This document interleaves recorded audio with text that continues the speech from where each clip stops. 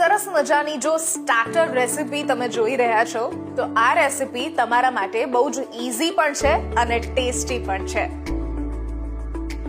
Spring role બનાવવા માટે સૌથી પહેલા તેલ થોડું ગરમ કરીશું, જેમાં આદુ, લસણ અને મરચાંની પેસ્ટ એડ કરીને બરાબર એને સાંતળી લઈશું. ત્યારબાદ 2 નંગ જેટલા લીલા મરચાં અને 1 નંગ જેટલી લાંબી સમારેલી ડુંગળી એડ કરીશું. સંતળાઈ ગયા બાદ ગાજર અને કેપ્સિકમ સાથે કોબીજ ઉમેરીને બરાબર બધું જ સાંતળી લઈશું. યાદ રાખીશું કે વઘાર કરતી વખતે 1 જ ચમચી જેટલું તેલ અહીંયા ઉમેરવાનું રહેશે અને સાથે બોઇલ કરેલા નૂડલ્સ પણ એડ કરીશું.